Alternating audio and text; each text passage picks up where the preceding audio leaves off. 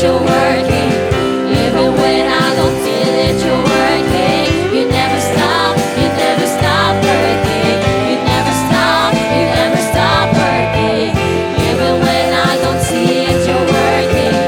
Even when I don't feel it, you're working. You never stop working. You never stop working. Even when I don't see it, you're working. Even when I don't feel it, it's working. You never stop. Yes, Jesus, you are working. Even when I don't see it, you're working. Even when I don't feel it, you're working. You never stop working. You never stop working.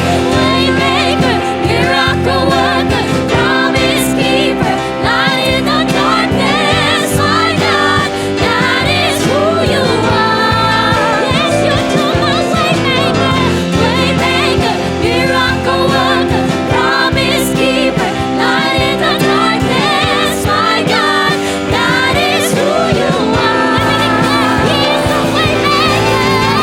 Waymaker, miracle worker, promise keeper, light in the darkness. My God, that is who you are. For the last time, we say Waymaker,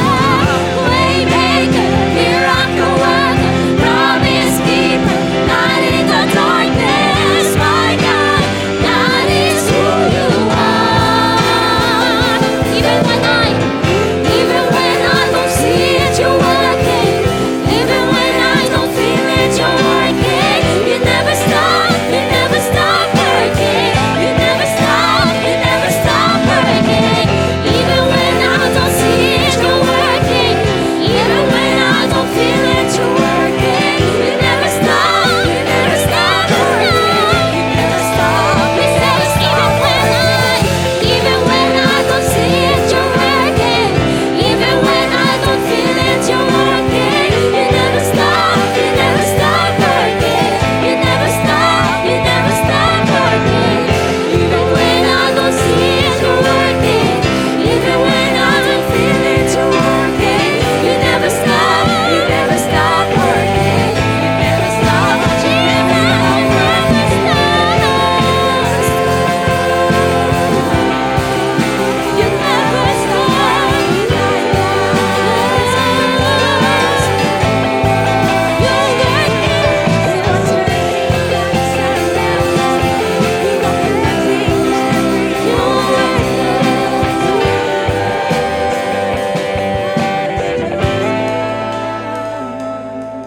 Oh Jesus, you're working in our lives.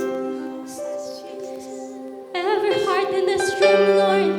Yes, you are working. You never stop loving us. You never stop working in our lives, Jesus. Thank you, Lord. Thank you, Lord. Oh, Father, your unfailing love, Panginoon. Your kindness sa buhay namin. You are our help in times of trouble. You're always our help, Panginoon. You are our solid rock, our foundation, Panginoon. You are the only one pwede namin takbuhan anumang araw, Father, anumang sitwasyon. Oh, Father, our worship is for you alone, Panginoon. We will cry out to your name, Father, because we trust in you. You are our waymaker, our promise keeper, our faithful God, Panginoon. And this is all we pray in Jesus' name. Amen. Amen. Good morning, church. Pansamantala po muna tayo makakaupo at samahan niyo ako na basahin ang ating words for tithes and offering. Sabi po sa Ezra chapter 2 verse 68 and 69, sabi po dito, when they arrived at the temple of the Lord in Jerusalem, some of the family leaders made voluntary offerings toward the rebuilding of God's temple on its original site. And each leader gave as much as he could. The total of their gifts came to 61,000 gold coins, 6,250 pounds of silver, and 100 robes for priests. Pagdating daw nila sa templo ng Panginoon sa Jerusalem, ang ibang mga pinuno ng pamilya ay nagbigay ng kusang loob. Take note po yung kusang loob, no? At sa muli daw pong pagpapatayo ng templo, sa dati daw nitong pinagtayuan, no? Sa dating site. Nagbigay sila ayon sa makakaya nila para sa gawaing ito. At ang kabuang natipon nila ay mga 500 kilong ginto, 3,000 kilong silver at 100 pirasong kasuotan para sa pare. Ang value po ng gold daw na naibigay nila sa panahon natin ngayon is 2.3 billion. So ano po ang susi nito?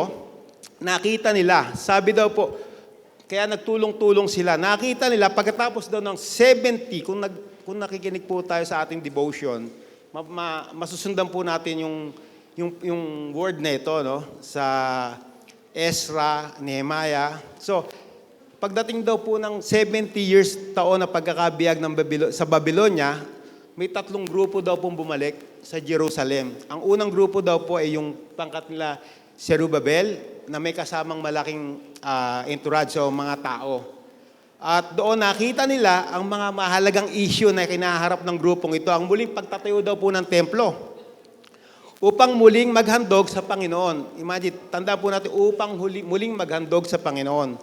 Ito po ay ayon o gaya ng nakasaad sa batas. Pagkaraan ng ilang dekada, bumalik ang pangalawang grupo. Kasama naman daw po sila Ezra. Pagkatapos muling maitayo itinalaga ang templo ng Panginoon, ang hamon para sa grupong ito ay spiritual na pagbabago para sa mga tao daw po. So, kailangan na may mag-lead. Ang ikatlong grupo naman may bumalik si Nehemiah. So, dito po naitayo naman yung mga pader, yung mga hamba, yung mga butas. Kumbaga sa territory dapat meron tayong border. So, yun po yung pinagtibay nila.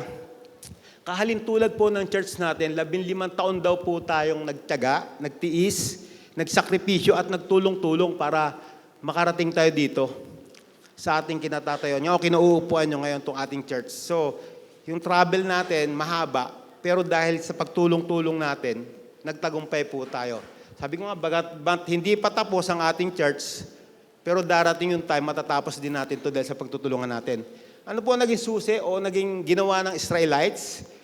May 3 po silang ginawa. Yung mga leaders, kusang loob na nagbigay sa Panginoon dahil nakita nila ang kahalagahan ng templo para sa mga tao upang magpuri, upang magkaroon sila ng tahanan para sa Panginoon o ng tahanan para sa mga kagaya natin na manggagawa o mga miyembro ng Solid Grounds. Pangalawa, nagbigay ayon sa kanilang kakayahan. So, nakita po natin dito, hindi po nakukuha sa laki ng binibigay natin o liit ng binibigay natin na ayon po sa kakayahan ng bawat isa. Alam ng Panginoon kung tapat tayo. Alam ng Panginoon kung tama ang binibigay natin. Kaya maliit ito, kaya malaki, basta tapat, tandaan po natin, nalulugod daw po ang Panginoon sa ganung bagay. Pangatlo, magandang hangarin para sa spiritual. Di ba nakita nila, kailangan daw ng pagbabago. So may leader na nanindigan para mabago mga tao. So nakita niya na kailangan ng spiritual na pagbabago ng mga tao. Ganon din po tayo. Kaya po tayo nandito. Hindi po tayo perfecto. Ako kaya nandito, kaya ako nag-church. Hindi po ako perfecto. Gusto ko mabago ang buhay ko. Umayos pa ang buhay ko, kaya ako nandito. So sa bawat isa sa atin, ganon din po ang hangarin. May mga leader na nanindigan, kagaya ng ating pastor sa pagtulong-tulong natin, sa ating pagtataguyod ng ating church sa loob ng 15 taon, may namuno sa atin. Yun po, makikita natin yung paninindigan. Kapag tapat ang tao, tapat ang namumuno, uunlad po at malulugod ang Panginoon. Dahil po tayo ay magtutulong-tulong. Sa ating pagbibigay, ganoon din po. Alam ng Panginoon kung tama ang binibigay natin, kung tama ang mga kaloob natin. Dahil sabi ko nga, bagamat nandito na tayo, marami pa pong kailangan. Marami pang kailangan na bunuin ang ating church para mapagtagumpayan natin ito. Kung mapapansin niyo, wala pa po mga pintura, yung makeup sa labas. So pag natapos natin to, tuloy-tuloy pa rin po tayo sa pagbibigay kasi hindi po dito natatapos. Dahil ito ay para sa susunod na henerasyon. Sa susunod na mga salinlahi ng bawat isa sa atin, apo ng apo ng apo. So pagyayamanin po natin to. Okay po ba yon? Kaya nga tayo nandito, nakapagpatayo sa loob ng 5 taon dahil naging tapat po ang bawat isa sa atin at alam po ng Panginoon yon dahil tayo ay pinagpapala at pagpapalain pa ang ating church. Okay po ba yon? Sige, let's stand po para ating ipanalangin ang ating Sa ating pong pagbibigay, meron pong nakasanay ng church natin. Kagaya nga po ng red envelope, yan po ay yung ating tithes kung saan binabalik lang po natin yung para sa Panginoon. Yung ika-10 bahagi ng kinita natin, ibinabalik lang po natin. Ang blue envelope naman po, yan po yung special project kung saan yung develop pag-aayos ng ating church. Kung mapapansin nyo, yung flooring natin, wala pa pong pintura yan. Rarabberize natin yan. Sunod-sunod po yan. Pagagawa natin yan. Para komportable kayo, wala nang alikabok. Maupo man kayo, hindi na puputi yung pit natin. So may mga ganung bagay. Aayusin pa po natin yan. And mission natin, yan po yung ating benevolence fund kung saan, yan po yung mga perang nilalagay natin dyan is para maabot po yung mga maka-outreach tayo, mga kaluluwang ligaw, especially mga kabataan, yung mga plan, may mga susunod pang plano ang church natin, dyan po natin kinukuha. And then ang brown envelope po, wag po natin tigilan to. Sabi ko nga, hindi po dito natatapos yung ating pagbibigay.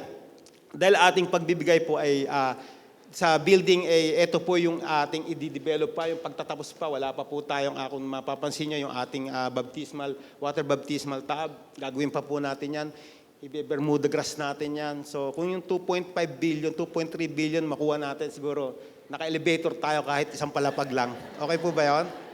Sige po tayo man. Okay, good. Okay, sangayon si tatay. Sangayon din ako doon tayo. Pababa. Elevator, pababa. Okay, let's pray po. Manalangin tayo. Panginoon, salamat pong muli sa pagkakataong ito, Panginoon, sa umagang ito, Lord God, na kami magbibigay ng tama sa iyo. Salamat po, Panginoon, sa pagtutulungan ng bawat isa, Panginoon, na naitaguyod namin ang church na ito, Panginoon, dahil sa katapatan ng mga puso ng bawat isa. Dumadalangin ako, patuloy, Panginoon, na pagpalain mo ang bawat pamilya na naririto, Panginoon, ang bawat negosyo, trabaho, Panginoon, at ang aming mga tinatangkilik. Tulungan mo kami, Panginoon, at gabayan mo pa, Panginoon. Pagpalain mo at pagyamanin pa, Panginoon, dahil kami magtatapat sa iyo at patuloy na magbibigay ng tama para sa iyo lamang, Panginoon. Salamat sa umagang ito, Panginoon. Itinataas ko po. Ito ang aming dalangin. In Jesus' name we pray. Amen.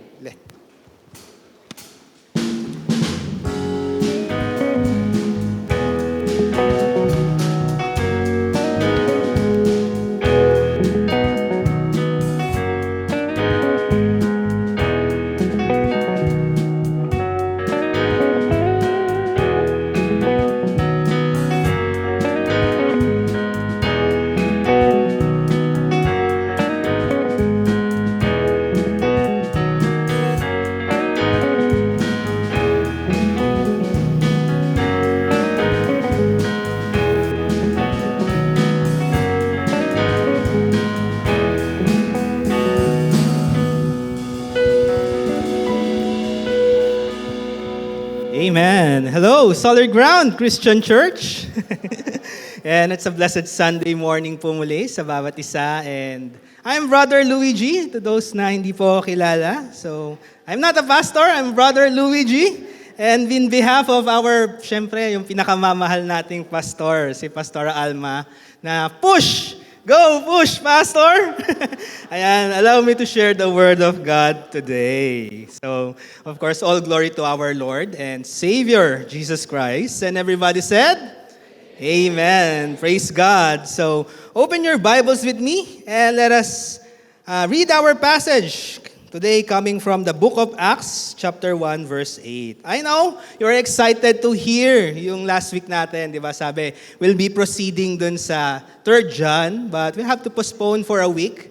Ayan, at dito muna tayo mag-aral sa book of Acts. And let's read Acts chapter 1, verse 8. But you will receive power when the Holy Spirit comes on you, and you will be my witnesses in Jerusalem, and in all Judea and Samaria, and to the ends of the earth. So let's pray together. Lord, we thank you for this word. Thank you, God, for your command. Lord, thank you for that power through the Holy Spirit that we have coming from you, Father. Thank you, Lord, that you will enable us to understand your word today. Salamat, Panginoon, dahil kami rin po yung ginagamit niyo, Lord, to fulfill your great commission in this world. Thank you so much, Lord. Bless our hearts, bless our minds today. In Jesus' name, everybody said? Amen. So whenever we think about evangelism, have you heard the word evangelism? Yes, very familiar. Amen. When you hear the word reaching out to the lost, it's something that touches the strings ng ating mga hearts. How about sharing the gospel? Have you heard those words? So, ayan, unti-unti nating ipasok sa ating puso. What else? We are commanded to lead someone to Christ. That's the kind of life na gusto makita sa atin ng Panginoon. Witnessing for Jesus. Have you heard those phrases? So all those words, pag tinignan natin, it's all about the evangelism. It's all about reaching out for Jesus. And there are two verses that will always come across our minds kapag naririnig natin yung evangelism. I know, for sure, who among you here familiar sa Matthew 28, verse 19 to 20? Yan. Naabutan niyo yung tarpaulin natin dati, dun sa dating church natin, sa lugar natin doon. We have a tarpaulin about this, about our Great Commission. Matthew 28, verse 19 to 20. Let's read. Sabi po dito, "Therefore, go and make disciples of all nations, baptizing them in the name of the Father, and of the Son, and of the Holy Spirit, and teaching them to obey everything I have commanded you. And surely, I am with you always to the very end of the age." So, these two verses, yung Matthew 28, 19 to 20, and Acts chapter 1, verse 8, they share a common goal. Everybody say, common goal. Iisa po sila ng mithiin. Iisa sila ng goal. And that is to carry the ministry of Christ to all people of all nations. So nakikita niyo yung goal na binibigay sa atin ng Panginoon as we read those passages. Binibigyan tayo ng Panginoon that we have to carry the ministry of Christ. Saan daw? To all people of all nations. So we are not selective. We're not going to group people at ito lang i-reach out natin. Ang sinabi dito, we have to reach out, we have to evangelize, we have to share the gospel to all people, to all nations. Regardless of race, regardless of color, regardless kung ano man po yung kanyang itsura, we have to share the gospel. And these verses were Christ's direct command to all His disciples. Alam niyo po ba yun? Ito yung direct command, utos po ng Panginoong Jesus sa kanyang mga disciples. Now take a look at the person next to you. Ayan, titigan mong maigi. Diba? So, you and I are Christ's disciples of this generation. Before, nung binanggit ni Jesus yung Matthew 28 and Acts chapter 1, verse 8, sinabi niya yun sa kanyang mga disciples, those 11 disciples. But in this present generation, yung katabi mo, yung tinignan mo kanina, kung nakangiti man siya, sana, at hindi kanya sinimangutan, we are Christ's disciple of this generation. So tatakpo natin ngayon yan sa ating puso. I am Christ's disciple of this generation. So, with all excitement, siyempre, parang marinig mo, directive to ng Panginoong Jesus. Ito yung utos sa'yo. Okay, Luis. Okay, Gina. Okay, Brother Froilan. Ang sabi sa'yo, okay, you have to reach out. You have to evangelize. Hearing those words from Jesus, it creates an excitement sa puso natin. Amen? So with all excitement, with all passion, with all zeal, gustong-gusto nating matupad. We desire to fulfill this directive. Amen? Excited ba tayo mag-reach out? Excited ba tayong mag-share ng gospel? Yes, because it is directive, hearing those words from our Lord Jesus Christ. So, with all excitement, carrying the ministry of Christ to people, to all people. However, sabi ng Proverbs, kapag may enthusiasm tayo, pero wala tayong knowledge, it's no good. Proverbs 19 verse 2, enthusiasm without knowledge is no good. Haste makes mistakes. Kapag nagmamadali, mas madalis magkakamali. At ayaw natin magkamali sa pag-share ng gospel. Ayaw natin magkamali sa pag-reach out only to end up na yung taong yun ay magbabackslide at babalik sa kanyang buhay na makasalanan. Out of enthusiasm, no knowledge, no good.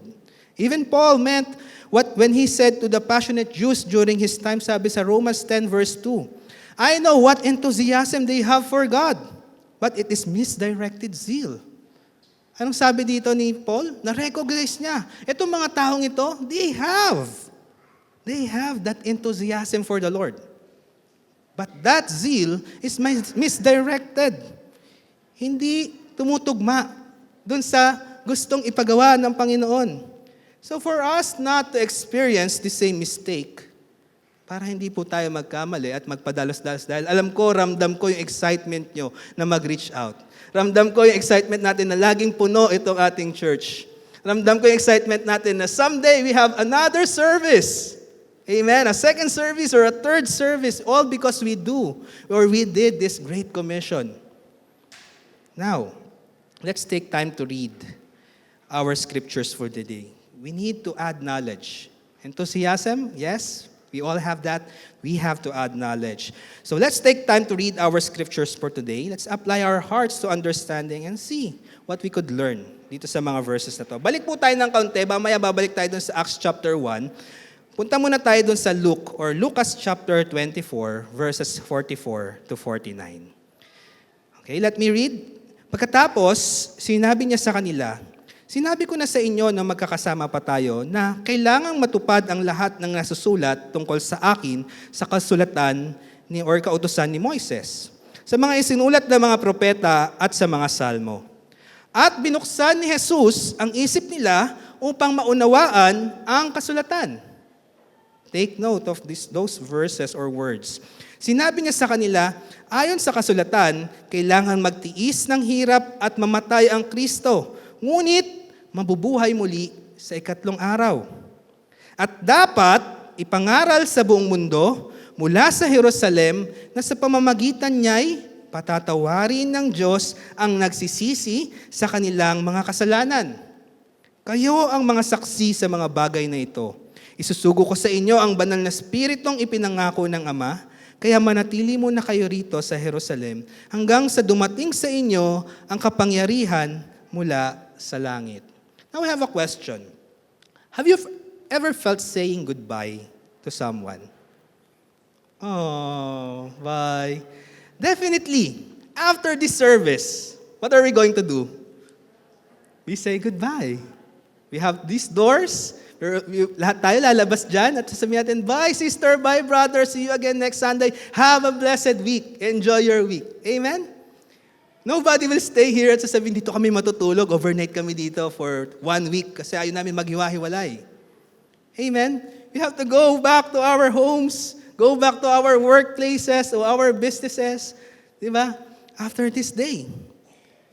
But this thing is different. Have you ever felt saying goodbye to someone knowing that it will be the last time na magkikita kayo? That's a different situation, no? Kapag last time na, ito na yung pinaka-last moment na magkikita kayo. Well, maybe may mga kamag-anak tayo nag-migrate abroad. Di ba? Maybe 10 years, hindi natin sila nakita kasi, di ba, they're trying to have a green card para maging permanent residence nung bansang yon. Pero still, we can reach out to that person. How? Digitally. Di ba? Meron tayong mga video conferences, nakakita natin sila. Di ba? So, may way pa rin. But what I'm talking about is, it would be the last time. And what is that situation? Kapag mamamatay na. The only time is death. Kapag pamatay na yung isang tao. So, kapag ganito yung sitwasyon, I know how it felt like nang sa harap mo, 'di ba, mamamatay yung isang mahal mo sa buhay. So mabigat kasi alam mo na it would be the last time na maaaring marinig ka niya, last time na pwedeng mo siyang mahawakan, last time na pwedeng mong maramdaman. You will really take time grasping every moment with that person. Amen? Gagawin mo lahat hanggat may hininga pa siya. In the same situation, doon sa binasa natin sa Luke chapter 24, Jesus said all these words and instructions to His disciples. Ito pong binasa natin, yung mga salitang yan, binitawan ng Panginoong Jesus sa sitwasyon na alam niyang there would be a death na mangyayari. His death is upcoming. Nagpapaalam na po siya sa mga disciples niya at sinasabi niyang, these are the things you have to proclaim. These are the things that you have to do. Take note of all these things. Do not miss a word. Doon sa binasa natin kanina, sa instructions niya. But what did Jesus do to His disciples? First, Sa verse 45, binuksan ni Jesus ang isip nila upang maunawaan nila ang kasulatan. Binuksan po ng Panginoong Jesus. Jesus opened their minds so they could understand the scriptures. And the next, He gave these instructions to proclaim. Sabi niya sa mga disciples niya, in verse 46 to 47, the Messiah will suffer and rise from the dead on the third day. Ito yung mga facts, truths na magaganap na sinasabi ng Panginoon, this is about to happen. The Messiah will suffer, He will rise from the dead on the third day. Sabi niya, you have to proclaim repentance for the forgiveness of sins. And this repentance will be preached in His name to all nations. Saan daw po magsisimula? Beginning at Jerusalem. Another question dito, who will help them to do so? Sino tutulong daw sa kanila? Sabi ng Panginoong Jesus, I'm not around, I'm not physically around, hindi ko na kayo makakasama, but the Holy Spirit, whom the Father had promised, will be with you. So syempre, mga disciples, after several years na magkakasama sila, malalaman nilang, alis na si Jesus, physical presence, mawawala na, ano mangyayari sa amin? Who will protect us? Who will guard us? Who will teach us? Who will give us wisdom? Wala na yung physical presence si Jesus. But the Lord had promised the Holy Spirit will be upon them. But there is a special instruction. Sabi dito, they have to stay in the city of Jerusalem until they had been clothed with power from on high. There's a specific instruction na pinagawa rin ng Panginoong Jesus. Huwag muna kayong aalis ng Jerusalem. Stay in Jerusalem, wait for that power to be clothed upon you. So now, let's fast forward. Doon sa day when Jesus was taken up to heaven. So punta tayo doon sa mga gawa, chapter 1, verse 4 to 9. So makikita natin yung pagkakadugtong po dito ng story natin from Luke 24, tsaka dito sa Acts chapter 1. Who wrote the book of Acts?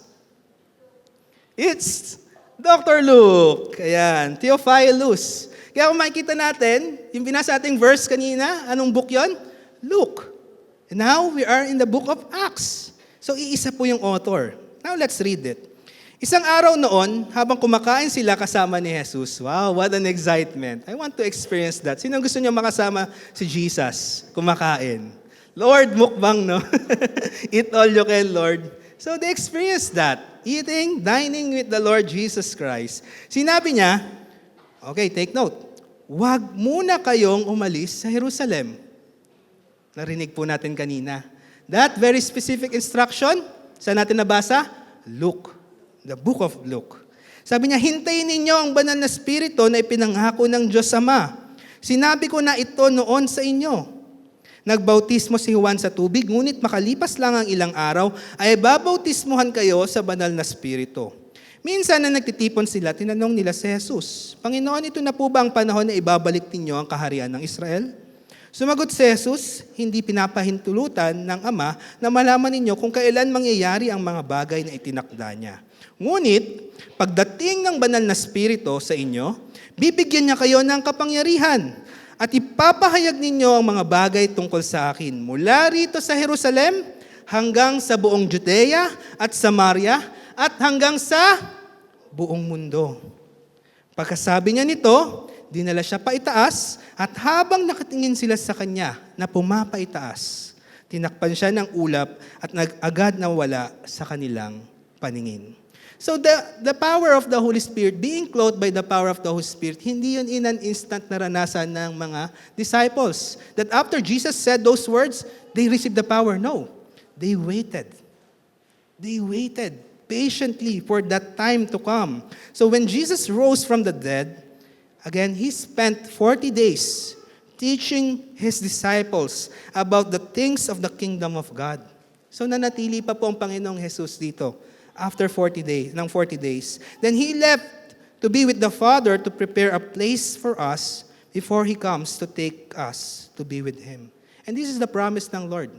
Diba? That we will all be redeemed. That we will all, in that day of redemption, lahat tayo, sasalubungin natin ang Panginoong Jesus up in the air. But at this moment, He's just preparing a place for us. And as of today, again, we are waiting for His return. Are we waiting? Patiently? Amen. And He left us with these instructions and orders, particularly, ano yung utos ng Panginoon? To carry the ministry of Christ each and every day ng ating buhay. So being a disciple of the Lord, may dala ka. Bit-bit mo ang ministry ng Panginoong Jesus. Papunta sa mga taong nakapaligid sa'yo, papunta sa next generation. So number 1, what we have to learn is learn and understand the Scriptures. Napaka-basic kung pakikinggan, but it is very important that we learn and understand the Scriptures. Sabi sa Luke 24 verse 45, then He opened their minds so they could understand the Scriptures. So let Jesus open your mind. Hayaan po natin ang Panginoong Jesus na buksan ang ating kaisipan saan? Sa salita po niya, sa kautusan po niya. Now, I want you to ask the person next to you. Tignan mo ulit siya. I know, ngingiti na yan. And sabi mo sa kanya, open-minded ka ba? Ayan. Yeah, medyo naramdaman ng iba yung phrase na yon. I know, medyo familiar yun before, but the question is, open ba yung kaisipan natin sa salita ng Panginoong Jesus? Diba? That whenever we read the Word of God, Lord, I'm receiving an understanding coming from you. Kasi again, si Jesus lang ang may kakayahan na buksan ang ating isipan upang ating maunawaan ang kasulatan. Amen? Kaya pong buksan ng Panginoong Jesus at siya lamang ang may kakayahang gawin yon sa atin. So praise God, kasi every day we have daily devotion. Sino sa inyo sumasabay-bay? 5:30 a.m. Yeah, minsan, di ba? Minsan mahabol. But kung titignan natin, no? Praise God for the life of our pastor. But you know what? This coming week, ayan, medyo self-effort muna tayo. Ayan, kanya-kanya tayong bukas ng Bible, kanya-kanya tayong pag-unawa ng salita ng Lord. Di ba? Kasi pahinga muna ang ating pastora for a week. So we have to read the Word of God. You know what? Back on the year 2005, saan yung best friend ko? Diyan yung kaibigan kong kilalang-kilala ako ng lubos eh. Ayan. Nasaan si Brother June? Ayan.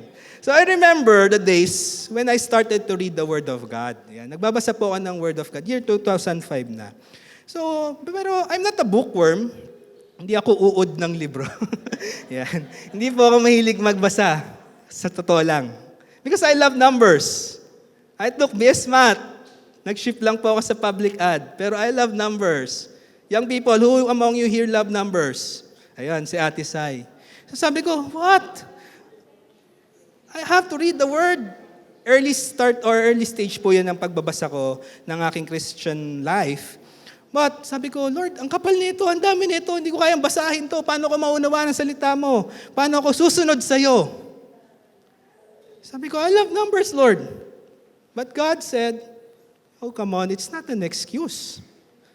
Bakit hindi excuse? Pagbukas ko ng Bible, may makikita ka, numbers. Sabi ko, hala, kailangan ka magbasa kasi may book of numbers. So, I have to read the Word of God. But whenever I see the Bible, wala po tayong makikitang Bible na kasing laki ng newspaper. Na ang print ay malalaki. Amen? Whenever we see Bible, it has thin sheets of paper. Napakaninipis.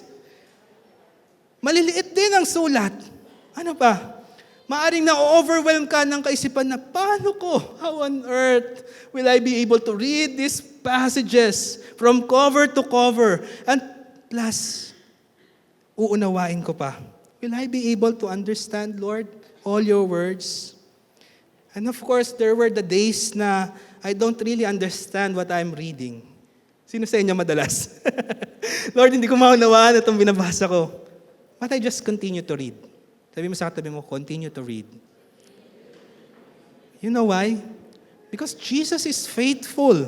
He will open our minds to understanding His words. Maybe ngayon, hindi mo maunawaan, but maybe next year, again, sa pagpapatuloy mo magbasa ng salita niya, next year, God will speak to you. God will enable you to understand His Scriptures.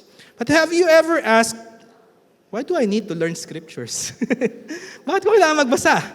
Bakit ko kailangan mag-devotion every day? Why do I need to read the Bible? Sabi niyong iba, hindi mo na kailangan gawin yan. But the question is why? Bakit ko kailangan gawin?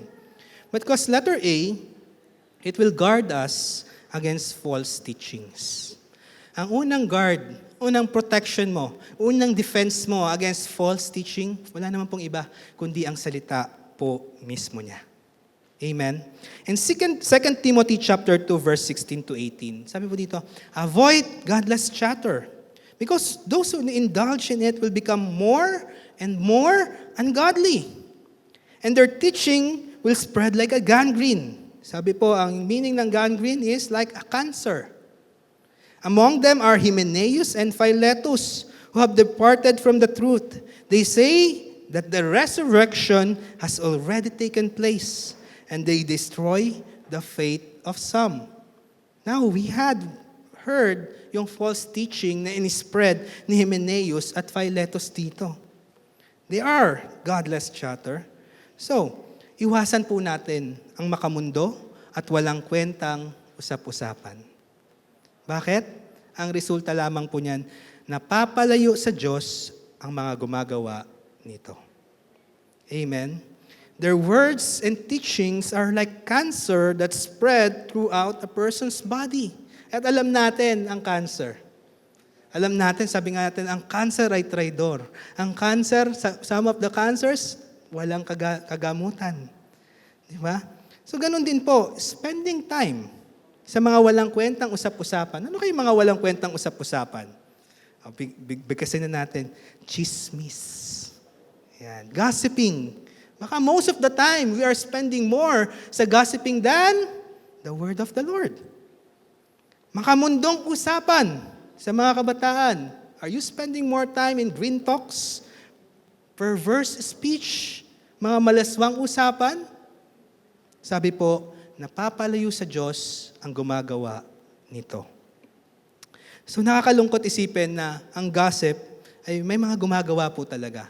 At ang gossip, it occurred when the subject of the story is not present. Hindi pag-uusapan ng isang tao kapag nandyan siya at pagchichismisan siya. Kasi mas gagawin nila yon kapag wala siya. And gossipers, again, they are considered as godless chatters. Kaya, kailangan natin silang iwasan. Kailangan natin silang layuan. And take note, we are carrying the ministry of Christ. We're not carrying chismis every day. We're not carrying green talks, perverse speech, mura, di ba? Araw-araw. We are carrying the ministry of Christ. We are carrying the gospel. So if we are indulging in it, sabi dito, kailangan natin mag-repent. Kailangan natin magsisi sa ating kasalanan. Huwag nating hayaan na lumago ito na parang cancer at malayo tayo sa katotohanan. At higit sa lahat, it will destroy the faith of some. Hindi mo madadala yung kapitbahay mong yan sa simbahan. Hindi mo siya madadala sa presensya ng Panginoon. Bakit? Kung hindi mo kayang dalhin sa Kanya ang salita ng Panginoon dahil ang laman ng ating bibig ay masasama, that person will not be reached out to the Lord. Amen? So going back to our verses dun sa Lucas 24 verses 44 to 49, may mga false teachings na nag-spread. Nowadays, maaaring na-encounter nyo na po ito. Sabi dun sa una, Jesus never resurrected. That's a false teaching. Why? You read the Word of God. You understand the Word of God. At sasabi dyan, He resurrected after how many days? 3 days. And He Himself said those words. That's a false teaching. What else? Sabi po nung iba, there is no God. Have you heard? The world is speaking about there is no God. But you know, there's someone who created the human beings, this world, at hindi po tayo galing sa isang Big Bang Theory o hindi ka nagmula sa isang unggoy. Kaya, wag mong tignan yung katabi mo. Okay? Galing yan, nilikha po yan ng Panginoon. Amen? Sabi nung iba, Jesus is not the Son of God. Sabi nung isa, I am the Son of God. Again, another false teaching. What more? There's no need to repent. We are saved by grace. Grace wins. Love wins. No need for repentance. Rampant words nowadays. But again, binasa natin kanina, Luke chapter 24. Sabi, there is forgiveness of sins to those who will come into Jesus' name at magsisisi sa kanilang kasalanan. Sabi, di ba? The disciples has to proclaim forgiveness. And there's repentance. So, wrong teaching leads to wrong thinking. Kapag mali ang katuruan na ating sinusubaybayan, mali rin po ang magiging ating kaisipan. So with our minds being opened by Jesus into understanding the Scriptures, again, we are able to guard ourselves from these false teachings and of course, against godless chatter. Salita po ng Panginoon, napakahalaga sa buhay natin araw-araw. Letter B, it increases our level of discernment. Pag sinabi po nating discernment, ito yung pag-aninaw. Wow, lalim, Tagalog, no? Pagkawari. Ayan. Or pagkaalam at yung mabuting pagpapasya. Yung pagkaalam natin. So when do we use discernment? No? Kailan po ba natin ginagamit ang discernment? Of course, sabi po ni Charles Swindoll, we need discernment in what we see, in what we hear, and what we believe. Sa mga bagay na nakikita natin, kailangan natin ng pagpapasya. Dapat ko bang panoorin to? Dapat ko bang subaybayan ito? Dapat ko bang pagmasdan ito? Sa mga bagay na pinakikinggan natin, kailangan natin ng mabuting pagpapasya, ng pagkakaalam na, tama ba itong news na ito? Tama ba itong binabalita sa akin? Tama kaya itong naririnig ko ito? Dapat ko bang pakinggan itong musika na ito? Ano pa? In what we believe. Ito bang sinusundan ko? Ito bang pinakikinggan ko or pinananampalatayaan ko? Pinaniniwalaan ko ay tama ba o mali? So discernment is a proper decision-making, again, guided by the Word of God and the Holy Spirit. So meron tayong mga decision-makings na ginagawa every day. Amen? And we have to be guided ng salita ng Panginoon. Our standard of living, nasa salita po ng Lord. That's why we need to learn and understand His Word. So when we understand and apply God's Word sa buhay natin, we can separate the truth from error. Amen? We can easily identify, this is the error of this world, this is the truth about Jesus. We can easily understand and apply yung pagde-decide sa buhay natin ng this is right and this is wrong. Amen? At sabi po sa 1 Thessalonians 5:21-22, but examine everything carefully. Hold fast to that which is good. Abstain from every form of evil. So meron po tayong gawin. To abstain from evil. Hold fast to what is good. Panghawakan natin yung tama, yung mabuti, yung banal. At hindi yung masama. And you know what? Sa mundo natin po ngayon, yung wrong, napalitan na. Yung mali, napalitan na. Tama si Charles Spurgeon. Sabi niya, discernment is not just knowing the difference between right and wrong. Sabi natin kanina, right and wrong lang.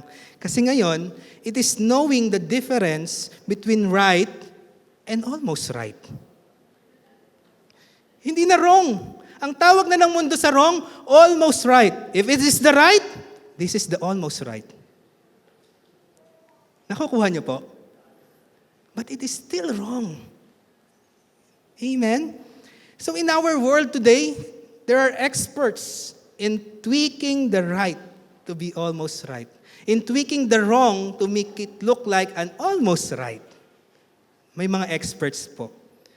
Halimbawa, sabi, dati, drink moderately. Di ba? Drink in moderation. Light drinking is fine. Wala namang problema doon, no? Sabi niya na, uminom ka ng alak, okay lang yan, basta konti lang at saka kaya mong i-handle. But you know, the standard of the Word of God. When you read the Word, sabi, wine is a mocker and beer a brawler. And whoever is led astray by them is not wise. Amen? So, saan mo ipapattern yung buhay mo? With the discernment of the Word, alam mo na, ang almost right is yung light drinking. But the right and righteous before the Lord's sight, wine is a mocker, beer is a brawler, whoever is led astray by it is not wise. I will not be led by this wine, by these drinks. Amen? So doon ka, sa right, and not the almost right. Ano pa? Sabi ng mundo ngayon, okay, it's all right to have same-sex marriage. Same-sex marriage is good and must be acceptable. Bakit? Anong reason nila? God is love. Love wins. So they even quoted, God is love. Sounds right, sounds true. So, anong ginawa nilang pattern? Almost right, accept natin same-sex marriage. Nilikha din yan ng Lord. But you know the Word of God. God has instituted and instructed marriage is for man and woman. Saan ka tatayo? Anong discernment? Saan mo ilalagay yung decision mo? Sa almost right or sa right? Ganon din po ngayon. Premarital sex, cohabitation, sabi nila, is not a sin. Okay lang ang live-in. Bakit daw? It's like testing waters. If we are meant to be, so we are meant to be. If not, hindi at least. Hindi tayo nagpakasal only to end up in divorce na tingin natin mas hate ng Lord. Di ba? So that's a wrong teaching. Divorce is a greater sin? No. A sin is a sin. Wrong is wrong. Wrong is almost right is wrong. And right is right. Amen. What is holy before the Lord is holy before Him. Huwag natin pong baguhin. Kaya, kailangan po natin ng discernment. Learn and understand the Word of God. Sabi po sa Psalm 119 verse 11, I have hidden your word in my heart that I might not sin against you. It's important. The Word of God lives in our heart. Bakit? It will create discernment. It will bring discernment sa'yo so that we will not sin against the Lord. So that we will be able to identify the wrong, the almost right, and the right before the Lord. Amen? Letter C. It brings personal transformation. Naniniwala po ba kayo na ang pagbabasa ng salita ng Panginoon can bring personal transformation? Amen. And I'm living testimony din po dyan. As I read the Word of God, my life transformed. Yung kulay lang po hindi. Pero I'm transformed by the Word of God. Pumusyaw daw po ng konti. After many years spending sa aircon, kala ko puputi na ako pero wala pa rin po. So, magbasa na pa rin po tayo ng Word. That's my point. Okay, Romans 12 verse 2. Sabi po dito, do not conform to the pattern of this world, but be transformed by the renewing of your mind. Then you will be able to test and approve what God's will is, His good, pleasing, and perfect will. So understanding God's Word can lead to personal growth, spiritual transformation, and a deeper sense of purpose. May ginagawa pong pagbabago sa buhay ng isang tao ang pag-aaral, pag-unawa ng salita niya. You know that you are living a life for Jesus. Amen. Tingnan mo yung katabi mo ulit. That person is living a life for Jesus. We all live a life for Jesus. So what are we going to do? We desire to glorify God in our lives. Sino sa inyo gusto mag-glorify ang Lord sa buhay niya? Amen. We all do. Amen? Ayaw nating i-reject ang Lord. Ayaw nating ma-disappoint ang Lord. Ayaw nating ma-dismay ang Lord sa buhay natin. Why? Because we want Him to be glorified. And sa personal transformation natin, God is glorified. So young people, pagising mo sa umaga, huwag kang magde-demand sa magulang mo. Sabihin, Ma, anong almusal? Nang hindi ka nagtitiklop ng iyong pinaghigaan. At sasabihin mo sa kanya, Ma, I'm busy, pupunta ako ng church, magsaserve ako kay Lord, magmi-ministry po ako. Di ba? Pero wala kang ginawa sa gawaing bahay. That life is not transformed. Amen? Ganun din po sa araw-araw na pamumuhay natin. Sa binasa nating verse kanina, do not conform to the pattern of this world.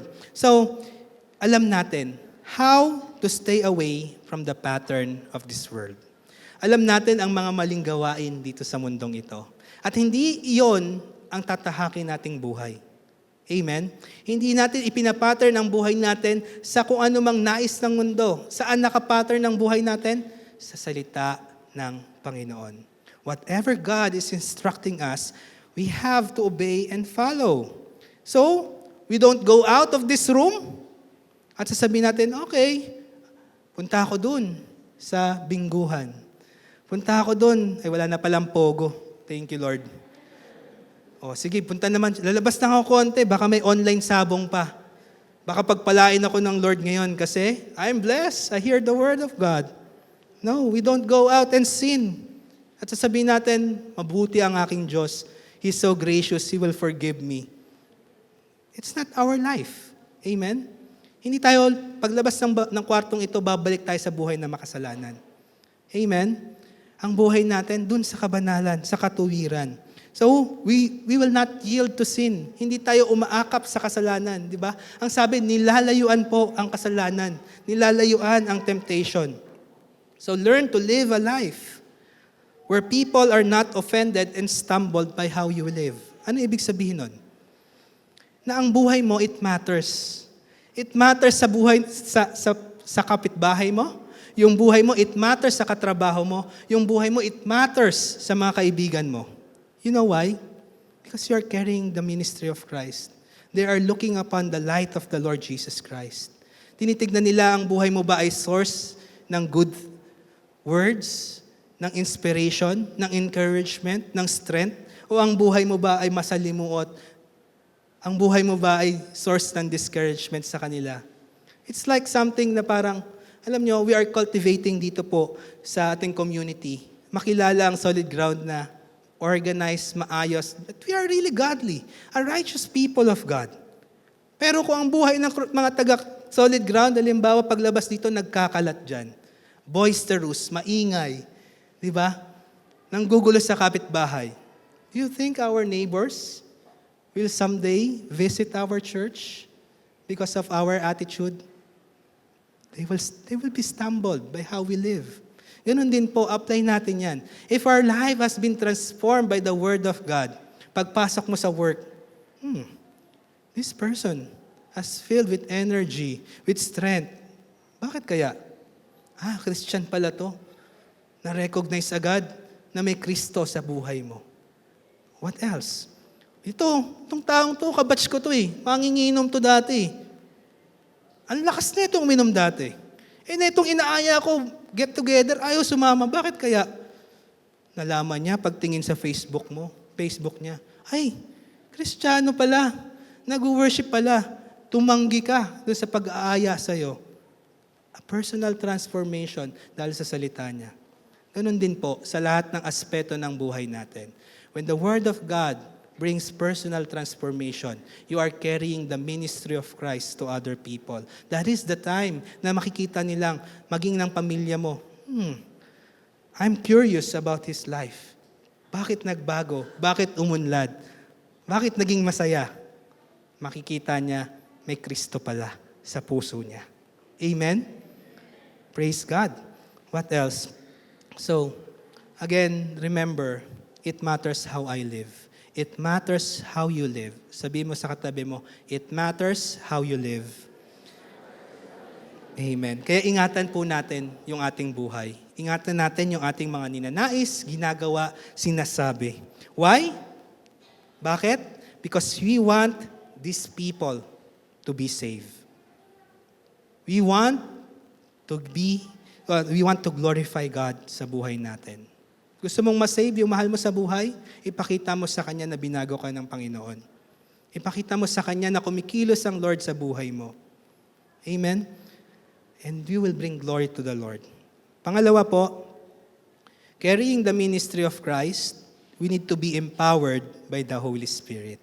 Una, binuksan ng Panginoon ang ating kaisipan upang ating manawaan ang Kanyang salita, ang kasulatan. Pangalawa, we need to be empowered by the Holy Spirit. Kailangan natin ng kapangyarihan. Of course, we do not need extraordinary power, superhuman abilities, like Wolverine. Ayan. Para masabi natin, I will become a witness of Christ. Hindi natin kailangan ng regenerative powers, 'di ba, na makalipad. at sobrang, alam mo yun, superhuman abilities para masabi mong mag-witness ako, mag-share ako ng gospel. You know what? The truth is, God has given you His power. Amen? Binigay na ng Panginoong Jesus, ng Panginoong Diyos, ang kapangyarihan niya sa atin. We have the power to proclaim who Jesus is in our lives. May kapangyarihan ka na pala. Alam mo ba yon? May kapangyarihan na pala tayo mula sa Panginoon. So, nung mga bata pa tayo, nung mga time na nag-aspire tayo na magkaroon ng superhuman abilities ng kakaibang kapangyarihan, now we know we have that power from God. And that power comes from the Holy Spirit na ibinigay sa atin as promise of the Lord. So the Holy Spirit empowers us to become a witness of Jesus, of who Jesus is. So, ang banal na Espiritu, siya mismo ang kumikilos, nagbibigay sa atin ng kakayahan, ng kapangyarihan, upang tayo ay makapag-witness sa mga taong nakapaligid sa atin. Amen? So, He is empowering us in several ways. May mga paraanan ang banal na Espiritu para tayo ay palakasin. Number 1, or letter A, the Holy Spirit helps us or helps to illuminate the truth about Jesus. Illuminate the truth. You are reflecting the truth about our Savior, Jesus Christ. You are being enabled to understand and articulate your faith with clarity and conviction. Ibig sabihin nito, may kakayahan ka, okay, na masabi mo, sino ang pinananampalatayaan mo? Sino si Jesus sa buhay mo? What He's done in your life?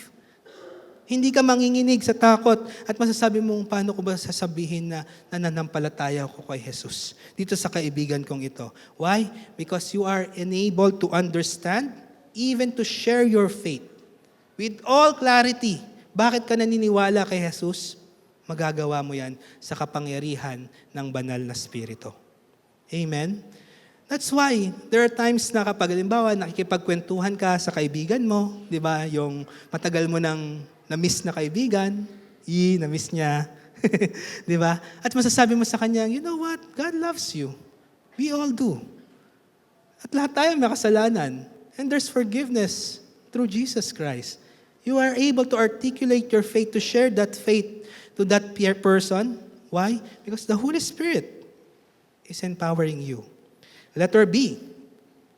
The Holy Spirit, He guides believers. He guides the disciples. May gabay, may patnubay ka ng banal na Espiritu. So in sharing our testimonies, in spreading the message of Jesus' love, Jesus' forgiveness, and salvation to others, the Holy Spirit will guide you. Alam niyo po ba yun? Na kahit na mag-share ka ng testimony, you know what, sister, ito yung naging pagpapala sa akin ng Panginoon. Ito yung ginawa sa akin ng Lord way back before. I was sick, but I was healed in Jesus' name. You are being guided by the Holy Spirit. Hindi ka mag-isa sa mundong ito. Paano mo ililid itong kapatid na ito, itong kaibigan mong ito, itong kamag-anak mong ito, itong kapitbahay mong ito sa kapatawaran? The Holy Spirit will guide us. What else? And last, letter C, the Holy Spirit provides courage, boldness, and strength.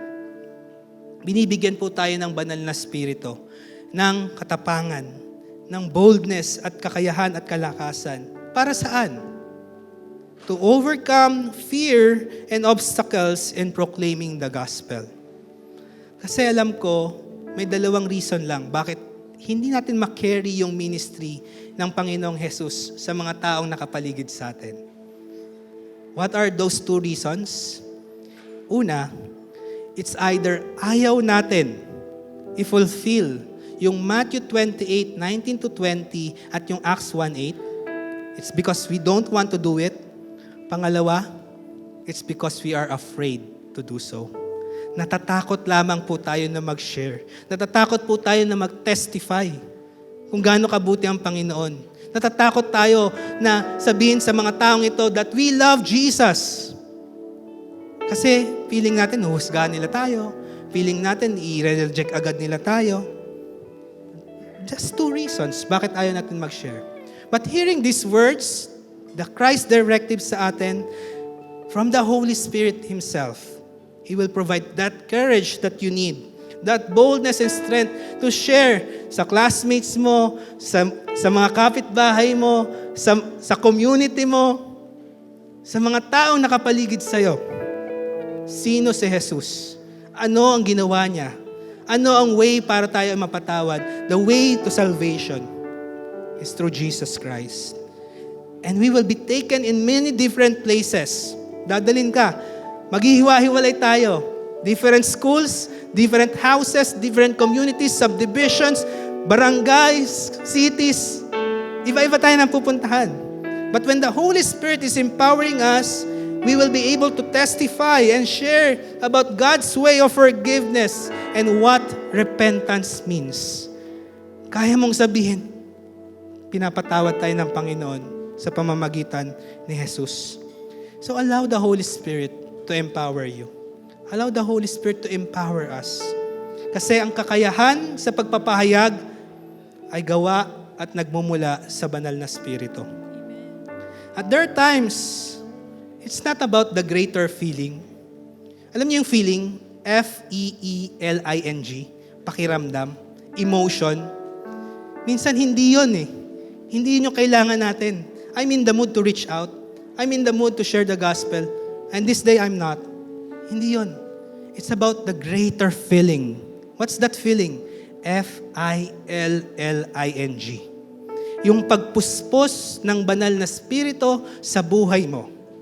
Yung pagpuno ng banal na Espiritu sa buhay mo mula sa Panginoon, yun yung mas mahalaga para madala mo ang salita, ang ministry ni Christ sa next generation. So let us carry the ministry of Christ. We are not alone in sharing the gospel to other people. So we have the Holy Spirit empowering us to do so.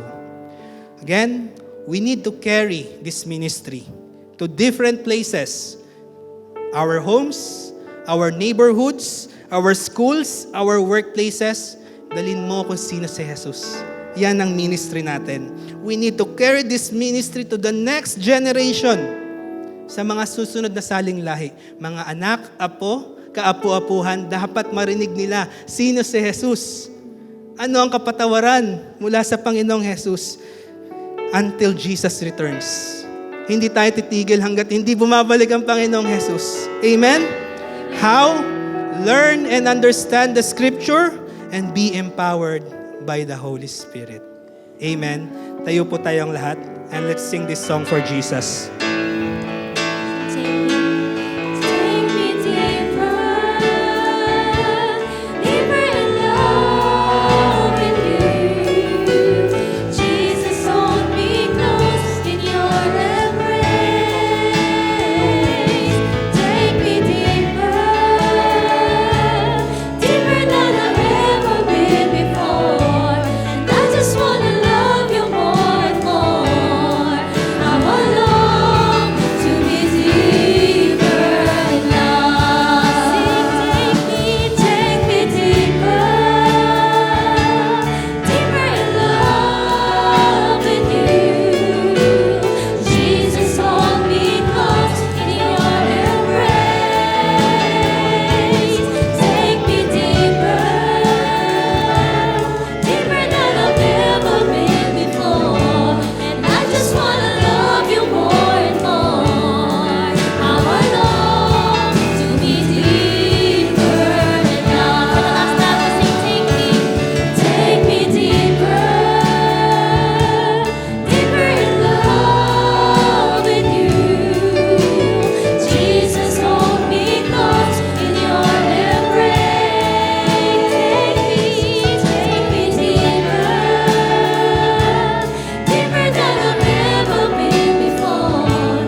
And I just wanna love you more and more. How I long to be deeper in love. Hold your breath and repeat this prayer after me.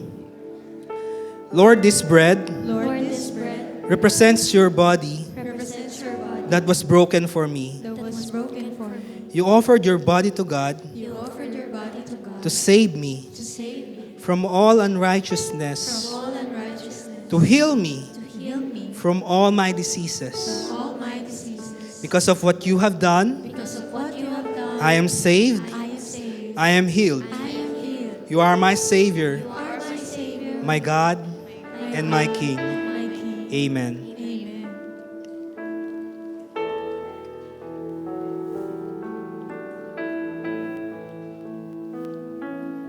Lord, Lord, this cup represents this cup represents the new covenant in your blood. the new covenant in your blood. You offered your blood to God for me, You offer your blood to God for me, to cleanse me to cleanse me from all acts from all acts that leads to death. that leads to death. Thank you for washing away my sins. Thank you for washing away my sins. You made me pure and holy You made me pure and holy, so that I may serve you, so I may serve the living God. the living God. Take me deeper, deeper in love with you. Jesus, hold me close in your embrace. Take me deeper, deeper than I've ever been before. And I just wanna love you more and more. How I long to be deeper in love. Last time we say, take me deeper, deeper in love with you. Jesus, hold me close in your embrace. Take me deeper, deeper than I've ever been before. And I just wanna love you more and more. How I long to be deeper in love. Let's lift our hands to the Lord and let's bow our heads and let us pray. Lord, thank you for your forgiveness. Thank you for the forgiveness of our sins, Lord. Yes, Lord. Oh, thank you for loving us unconditionally. Yes, thank you, God. Thank you for your grace and mercy, Lord. Thank you for your peace.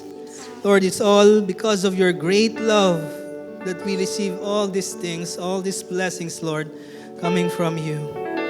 And today, Father, open our minds. Yes, Lord. Each and every one of us, Lord, these hands lifted high before you, Yes, Jesus. to learn and understand your scripture.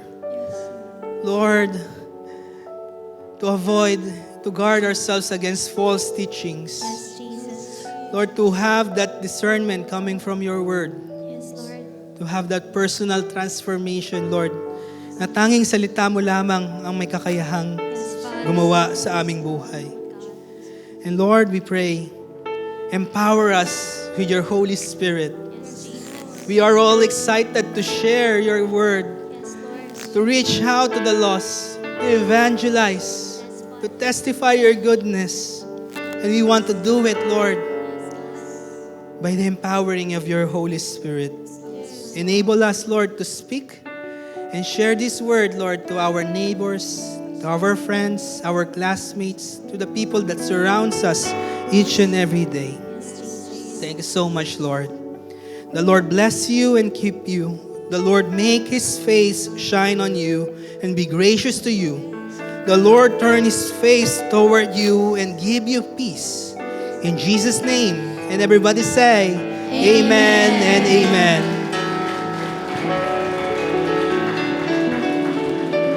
God bless you, your small group, and your family. See you again next Sunday.